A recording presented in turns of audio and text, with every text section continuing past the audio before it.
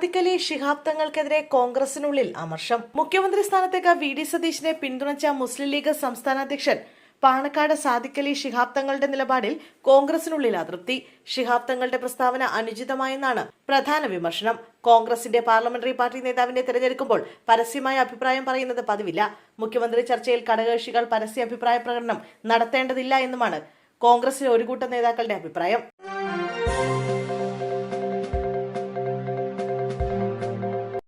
ഗുണ്ടകൾക്കൊപ്പം വിവാഹ സൽക്കാര ചടങ്ങിൽ പങ്കെടുത്ത 2 പോലീസുകാർക്ക് സസ്പെൻഷൻ. തൃശൂർ അന്തിക്കാട് സ്റ്റേഷനിലെ 2 CPOമാർക്കെതിരെയാണ് നടപടി. സ്പെഷ്യൽ ബ്രാഞ്ച് റിപ്പോർട്ടിന്റെ അടിസ്ഥാനത്തിലാണ് SP-യുടെ നടപടി. നിരവധി ക്രിമിനൽ കേസുകളിൽ പ്രതിയായ മണലൂർ സ്വദേശിയുടെ വിരുന്ന് സൽക്കാരത്തിൽ പങ്കെടുത്തതിനാണ് ഉദ്യോഗസ്ഥർക്കെതിരെ നടപടിയെടുത്തിരിക്കുന്നത്.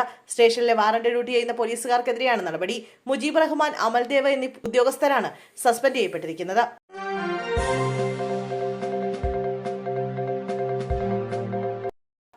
പോലീസ് ജീപ്പും ഓട്ടോറിക്ഷയും കൂട്ടിയിടിച്ച് അപകടം. ഓട്ടോ ഡ്രൈവർക്ക് ദാരുണാന്ത്യം.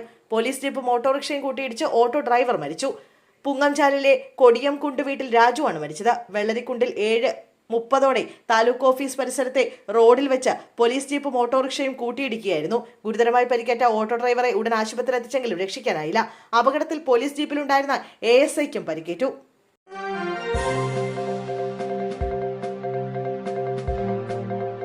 KSEB ജീവനക്കാരനെ CPM ലോക്കൽ സെക്രട്ടറി മർദ്ദിച്ചു. കേസെടുത്ത് പോലീസ്. പാലക്കാട് കൊഴിഞ്ഞമ്പാറയിൽ KSEB ജീവനക്കാരനെ പാർട്ടി ഓഫീസിലേക്ക് വിളിച്ചു വരുത്തി മർദ്ദിച്ചതായി പരാതി.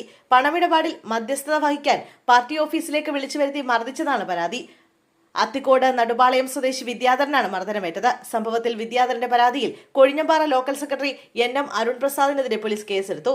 CPM ലോക്കൽ സെക്രട്ടറിയായ അരുൺ KSEB ജീവനക്കാരനായ വിദ്യാധരനെ ഭീഷണിപ്പെടുത്തിയെന്നതും അസഭ്യം പറയുന്നതും ഇനിയും മർദ്ദിക്കുമെന്ന് പറയുന്നതുമായ ശബ്ദ സന്ദേശം പുറത്തുവന്നു.